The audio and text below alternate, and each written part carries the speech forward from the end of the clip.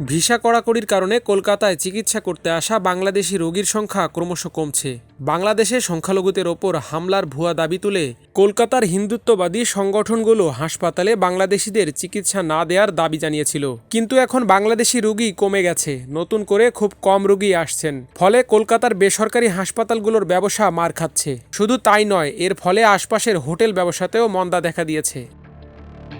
হাসপাতালের ব্যবসা মার খাওয়ায় কর্মী ছাঁটাই শুরু করেছে ডিসান, রুবি, নারায়ণা, ফোর্টিস, মেডিকো, পিয়ারলেসের মতো বড় বড় বেসরকারি প্রতিষ্ঠান। বহু ডাক্তারের সঙ্গে তাদের চুক্তি থাকে, যারা সরকারি হাসপাতালে কাজের ফাঁকে এসব বেসরকারি হাসপাতালে এসে পরিষেবা প্রদান করেন। এমনই একজন ডাক্তার অমিতাভ মালাকার জানান, তিনি বাইপাসের পাশে বেশ কয়েকটি হাসপাতালে রুগী দেখতে যেতেন, কিন্তু এখন ওরা শিডিউল কমিয়ে দিয়েছে। আগে 4 ঘন্টার শিডিউল থাকলেও এখন সেটা 1 ঘন্টার। ডিসানের মতো হাসপাতাল তো বহু ডাক্তারকে বলে দিয়েছে বর্তমান পরিস্থিতিতে আর তাদের আসতে হবে না, রুগী বাড়লে তাদের আবার ডাকা হবে। একই অবস্থা নার্স, আয়া, সিকিউরিটি গার্ডের ক্ষেত্রেও বহু নার্সকে উইদাউট পেতে লিভ নিতে বাধ্য করা হয়েছে। নাম প্রকাশে অনিচ্ছুক এক নার্স জানালেন, আমি পিয়ারলেস হাসপাতালে গত 10 বছর ধরে কাজ করছি, এমন অবস্থা আগে দেখিনি। রোগীর চাপে আমাদের ফুসরত মিলত না। এখন কর্তৃপক্ষ বলছে হাসপাতাল লসে রান করছি, সব ঠিকঠাক হলে তোমাদের আবার কাজে নেওয়া হবে।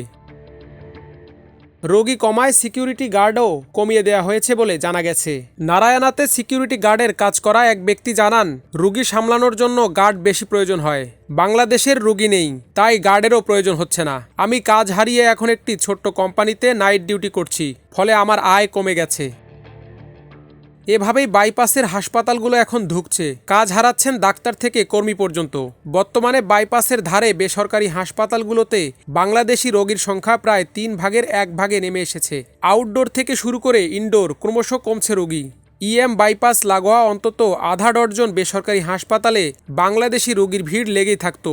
আউটডোর, ইনডোর সর্বত্রই রোগীর মোট অন্তত 35 থেকে 40% আসে বাংলাদেশ থেকে। হার্টের অসুখ থেকে শুরু করে neurosurgery, cancer, paediatric surgery, urological সমস্যা থেকে শুরু করে অর্থোপেডিক রিপ্লেসমেন্ট সার্জারি কিংবা বন্ধ্যাত্ব, এসবের চিকিৎসাতেই একটু সচ্ছল বাংলাদেশিরা ঢাকার চেয়ে কলকাতায় বেশি ভরসা রাখতেন। কিন্তু বর্তমান পরিস্থিতিতে তাদের অধিকাংশই আটকে পড়েছে দেশে।